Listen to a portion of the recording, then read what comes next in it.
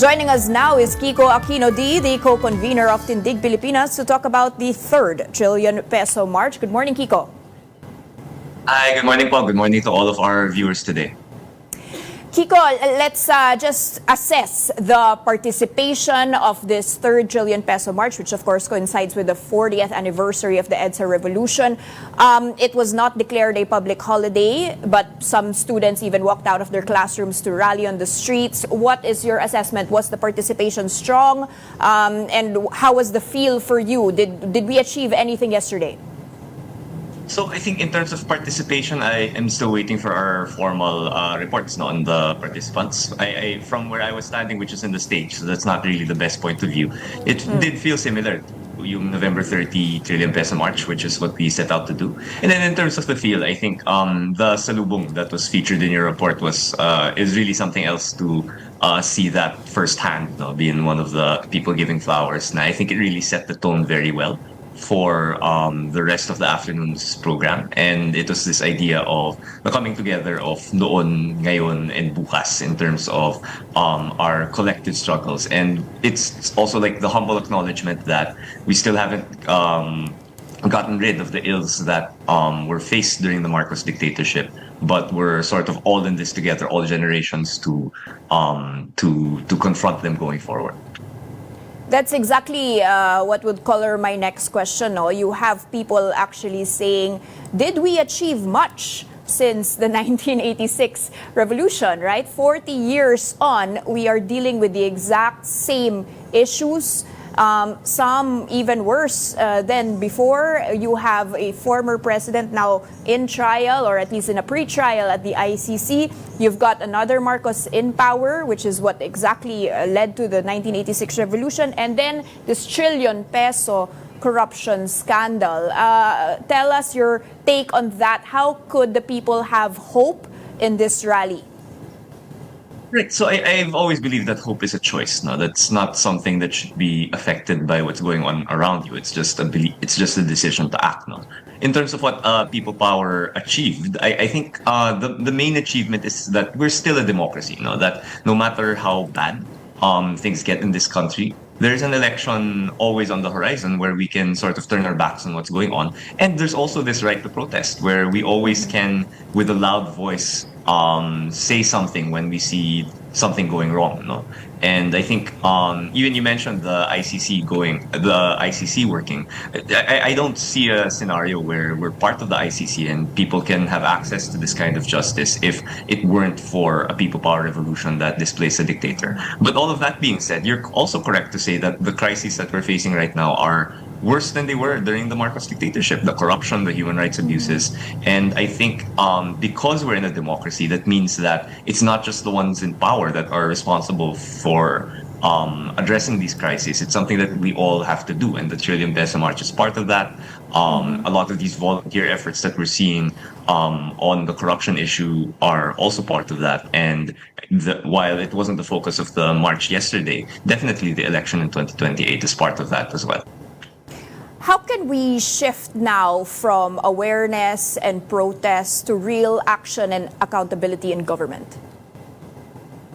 I still think that the protests won't go away if the government continues to sort of evade some very important questions that are being raised. Like, again, in my personal assessment, the significant questions about the Marcos government's involvement in corruption aren't really being raised by the most credible people. I'll grant that. No, so Zaldico, the text messages that are alleged to be held by Leandro Leviste, and then this last sort of press conference by Mike Defensor. No, that being said, just because the people raising them are not credible doesn't mean it shouldn't be given due course, right? So I think a very important next step is I think we need to have a venue where these things can be investigated properly. And I think one of, in my view, that venue could be the Independent People's Commission Bill, the Independent Commission Against Infrastructure Corruption Bill, which is one of the calls of the third Trillion Peso March. So I think the people need to go out and protest, sort of demand that the government sort of that the government sort of opens itself up to accountability. But again, beyond that, there have been a lot of volunteer efforts spearheaded by the church to help in the ground assessment of these infrastructure projects. There have been many regular people who've sort of tipped the media off to different controversies or in their particular communities that led to, for instance, a lot of what we know now about the corruption behind Zaldico. So there's a lot of ways that people can get involved. No, whether this will sort of end up getting rid of corruption, I think the election is another very important next step, right? To organize around that and make sure we kick out these people who have repeatedly done offenses against the country. But beyond in the meantime, I think these volunteer efforts alongside these protest efforts are really important to basically keep our eyes on the ball of corruption. I'm not sure how old you are and whether you were present in 1986. I was 3 months old right then. But how was the turnout of the youth, and how angry are the youth in the next generation, and what were they specifically calling for? Do they even understand these terms, martial law, never again, Marcos in power? What is the sentiment of the youth right now? So I was -5 at EDSA, so I wasn't there either. That's why I was in the youth side of as the oldest person on the youth side of the salubungan of our group. But the youth understand, no? So my reflection is that I think definitely with me personally, because of my family background, the terms people power and EDSA are very resonant, no? And for me, they invoke a lot of feelings, and I feel they're still quite powerful.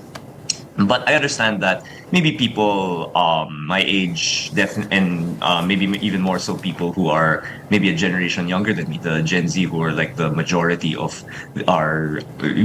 the youth now. Definitely, at least from what I can tell, the majority of the youth that attended our program. It's possible that the term people power doesn't resonate, right? It's possible that the term EDSA doesn't resonate, but that sense of responsibility, that sense of taking charge when the people in power aren't really serving the interests of the people anymore, that sense of taking responsibility on ourselves. I was surprised to see much younger people than me arrive at that much earlier on in life than I did. No? So I think in terms of the terms evoking the same emotions, maybe not. Although I think we were maybe successful in drawing that link between people power and the collective action that that Gen Z and younger activists do now. No? So I think we were successful in making that connection. But even more important than that connection, I think, is whether the term is people power or not. The spirit of collective action is still alive very much in the younger generation. And I have to say, you are an Aquino, and this is deeply personal to you, as it is to me as well. How can you separate politics here in your role as the head of or co-convenor of Tindig Pilipinas? How are you able to separate politics from true accountability in the current government? I think that's three things that need to be separated. No, that's the walang kulay ang ang corruption. So that's the accountability side. There is the political side and all of the things going on between parties, which definitely I believe in sort of partisan action as well. And then there's the personal side, which is I have very strong feelings whether or not corruption was happening, whether or not I'm supporting a particular partisan position.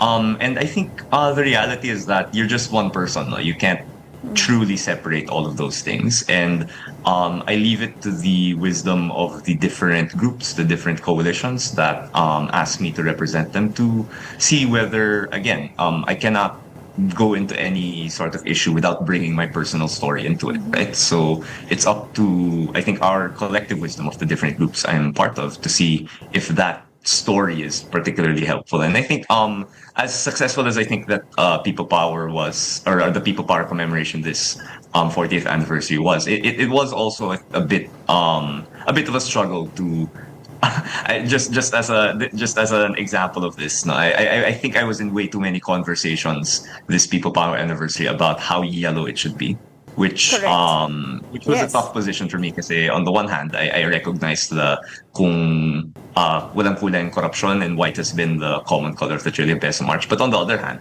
the Kino legacy is sort of probably the thing I'm most proud of in my life, and I never want to see us distancing myself from that. So honestly, it's a struggle, right? It's a struggle, and I think every person has some variation of that struggle because every person has some personal stake in our politics, and we muddle through it as best we can. What's interesting, actually, I was searching on Tindig. It's actually a coalition that started during the Duterte administration in opposition to the EJK, no? And right now, finally, you are seeing some action happening. Give us your thoughts on that and what you feel that this coalition of different NGOs during the Duterte period has achieved as we follow this pre-trial at the ICC.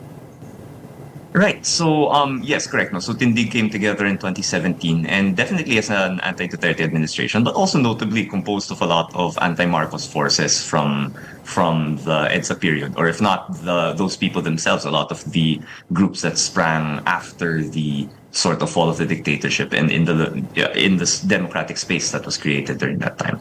So I think it's very clear that Tindig's character is very much opposed to President Duterte. But when you see corruption emerging in a different administration, even if it's one that finds itself opposed with President Duterte, even though for the majority of Marcos and Duterte's time posted, or for okay, I'm not sure about the majority of their time, but for the longest time before the last few years, Marcos and Duterte were aligned.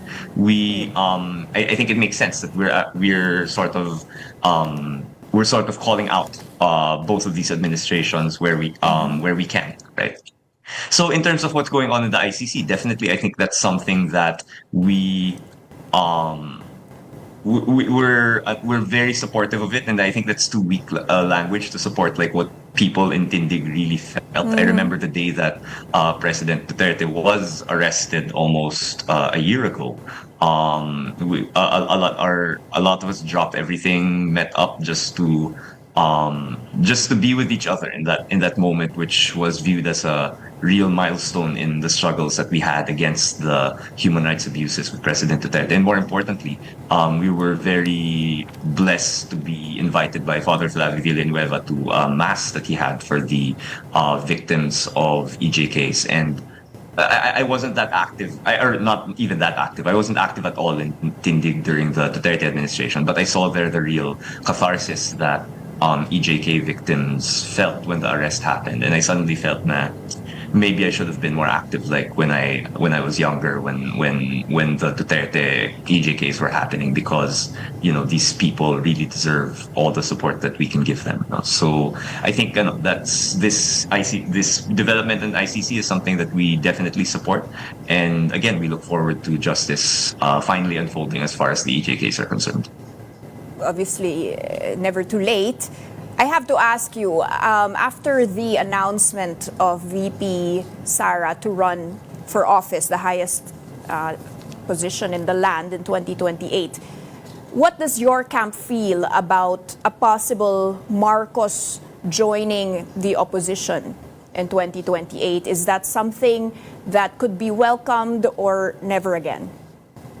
I think that's a self-contradictory term in the sense that you can't be in the administration and suddenly be opposition. No, it's like, and it's not like VP Cyrus in the administration as well. But semantics aside, no, I think one thing I value about Tindig Pilipinas is that we're sort of allowed to voice our views and in public, and even if these views are contradictory, no, there are some in our coalition. For instance, Magdalo is part of us, and Senator Trillanes is very open about sort of broaching that idea.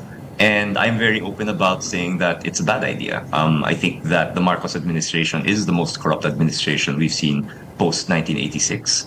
And on top of all of us sort of having at one point or another been part of that never again, never forget sort of movement against the Marcos dictatorship and against historical revisionism, I think it would be too much of a contradiction to allow such an alliance to happen going into 2028, where I think the people are, I think, contrary to what you hear a lot from all sides of our politics. I actually do think that our voters are discerning. When they see a contradiction like that, there will be a punishment as far as the polls are concerned. So I'm very consistent about being against that kind of alliance. Just me personally, though, but I can't speak for the entirety of our group. You mentioned earlier that you wish you had done more during the Duterte administration. Any plans for 2028 or in the future to push for a bigger role? I'd like to. I am committed to campaigning tooth and nail against Sara Duterte. Right, I filed the impeachment complaint on the basis that even if 2028 weren't a factor, she isn't fit to be president, and she isn't fit to be one heartbeat away from being president as vice president. So definitely, I'm gearing up for that. I'm gearing up for that campaign, and again, I think the role that I have within Tindig, particularly because of my family background, is in this very complicated political situation, is to also make sure that President Marcos's feet is also being held to the fire. So I think I'm grateful that Tindig has found value in my performing such a role, and I think over the coming months, as we approach the election, as things get more complicated, then we'll see what that role looks like in moving forward. No, but definitely, I think I decided in 2022 that being an Aquino under a Marcos administration only makes sense if we're opposing it as vigorously as possible, and not just opposing the Marcos administration, but opposing the sort of inheritor of the human rights abuses of Marcos Sr., which in my view is Duterte. So definitely, I have a role, but the role I'm playing now is very different from the role I had last year within Tindig, and it's definitely going to be very different again in the coming years as the election comes. So yeah, I'm just looking forward to seeing that unfold. We look forward to that as well, and we will get back to you on those plans. Thank you so much for your time, Tindig Pilipinas co-convenor Kiko Aquino-Dee. Thank you very much, Paul, and thank you very much to all of our viewers today.